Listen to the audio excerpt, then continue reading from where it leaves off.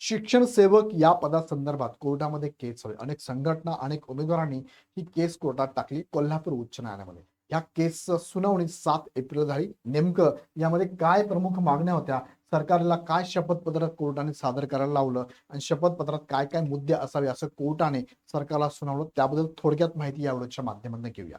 आता लक्षात ठेवा, शिक्षक भरती संदर्भात इग्नाइट अकॅडमीच्या वेगळ्या प्लॅटफॉर्मवरती तुम्हाला माहिती मिळत असते, पण हा एकमेव आता चॅनल इथून पुढे असणार आहे की ज्यावरती तुम्हाला शिक्षक भरती संदर्भात ऑथेंटिकेट माहिती इथेच मिळणार आहे. बाकी इग्नाइटच्या कोणत्या प्लॅटफॉर्मवरती मिळणार नाही. तो त्यासाठी काय करा, तुम्ही तर इथे सबस्क्राईब करा, पण तुमच्या मित्रांना तुमच्या ग्रुपमध्ये पण नक्की कळवा की इथून पुढे इग्नाइट आता याच प्लॅटफॉर्मवरती फक्त शिक्षक भरती संदर्भातली माहिती तुम्हाला अपडेट करून देणार आहे.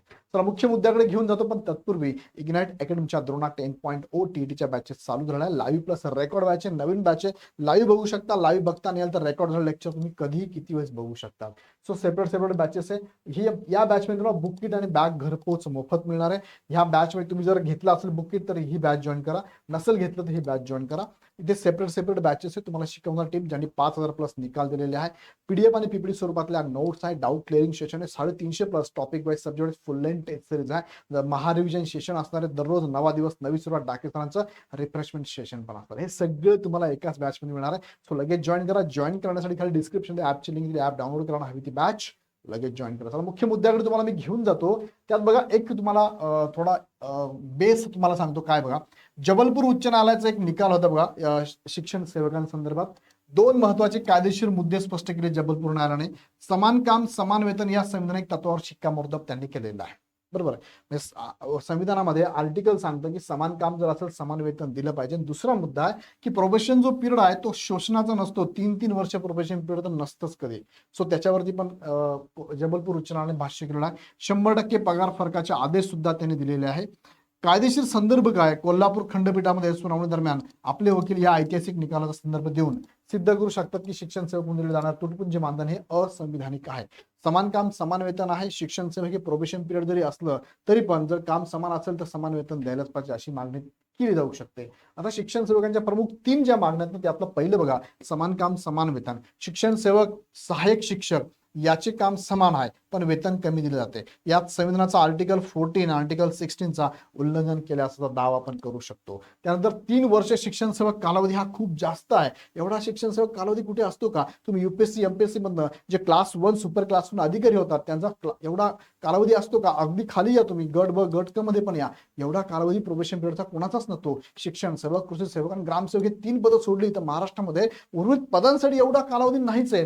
3 वर्षाचा प्रोबेशन कालावधी रद्द करण्याची मागणी आणि या काळात पूर्ण वेतन मिळत नाही याला न्यायालयात थेट आव्हान केलं जाऊ शकतं. मागण्या ही दुसरी मागणी आहे. तिसरी जी मागणी आहे, पवित्र पोर्टल मार्फत निवड जी आहे ती विसंगती, म्हणजे इथे एक्झाम राबवली जाते, सिलेक्शन केलं जातं, तर सिलेक्शन करताना सहाय्यक शिक्षक म्हणून व्हायला पाहिजे पण मात्र प्रत्यक्षात नियुक्ती मात्र शिक्षण सेवक या पदावर केली जाते.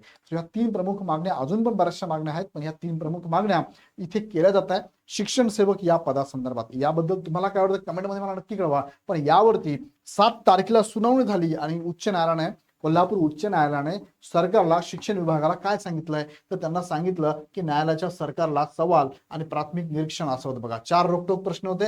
शिक्षण सेवक योजना का आवश्यक आहे? शिक्षण सेवक म्हणून का घेता तुम्ही 3 वर्ष? दुसरं, हा कालावधी नेमका 3 वर्षाचाच काय, याच्यामध्ये काय गणित आहे? उमेदवारांची थेट शिक्षक म्हणून नियुक्ती का नाही केली जाते? शिक्षण सेवक म्हणून का केली जाते? आणि या काळात उमेदवारांचे वेतन कमी का ठेवलेले, कमी जास्त का देऊ शकत नाही तुम्ही? 3 वर्ष शिक्षणाची सेवा त्यांना द्यायची, चांगला पुढचा भारत घडवायचा आहे. त्यामध्ये शिकवत असताना त्यांना दुसऱ्या जिल्ह्यात राहावं लागतंय, तिथे खर्च आहे, त्यांचं फॅमिली आहे, त्यांची मुलं आहे, त्यांचे आईवडील आहे, सगळ्यांचा दवाखाना असेल, इतर खर्च असेल, हे सगळं करायचंय. कसं शक्य आहे 18, 15, 20 हजारामध्ये? मग हा वेतन इतका खाली का बरं आहे? त्यांना वेतन का जास्त देत नाही? भले तुम्ही 3 वर्ष ठेवा, भले मी थोडं अवांतर बोलतोय, 3 वर्ष ठेवायला नाहीच पाहिजे खरं म्हणजे, पण जरा 3 वर्ष ठेवा पण पेमेंट तर पूर्ण द्या त्यांना.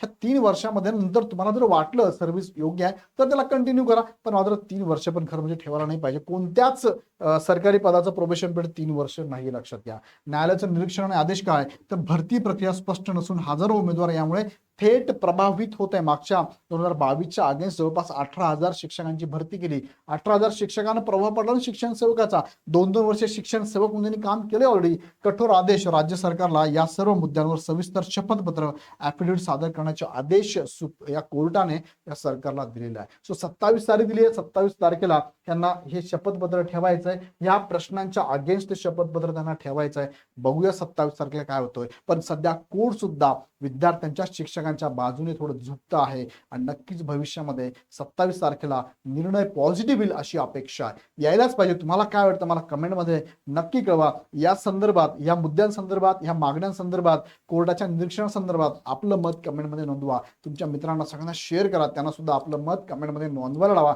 जास्तीत जास्त हा व्हिडिओ व्हायरल करा. शिक्षण सेवक हे पद रद्द झालंच पाहिजे आणि त्यासाठी हा चांगला लढा पण चालू आहे. सगळ्यांनी सपोर्ट केलं पाहिजे. जाताना परत एकदा सांगतो, तुमच्या माहितीतल्या विद्यार्थ्यांना कळवा की ₹2 बॅच टीईटीची तयारी करण्यासाठी त्यांना जॉईन करायला लावा. फार कमी फी मध्ये ₹2 तुम्हाला बरंच काय आम्ही देणार आहोत. सेपरेट बॅचेस पण अवेलेबल आहे आणि सुधारित आवृत्तीचे पुस्तकं मार्केटमध्ये अवेलेबल आहे. सगळ्यांकडे असं पुस्तक आहे PYQचं टीईटी सक्सेस मास्टर. तुम्ही अमेझॉनवर मागवा, बुक स्टॉलवर घ्या किंवा आपल्या ॲपवरनं मागवा. त्यासाठी ॲप डाउनलोड तुम्ही करू शकता प्ले स्टोअरवरनं. काही शंका असेल ह्या नंबरला कॉल करू शकता. पुन्हा एकदा आवडला व्हिडिओ तर लाईक करा, शेअर करा आणि पुढचे अपडेट बघण्यासाठी हा चॅनल आहे, ह्या चॅनलला सबस्क्राईब करून ठेवा. पुन्हा व्हिडिओ आपण नेक्स्ट व्हिडिओमध्ये. धन्यवाद.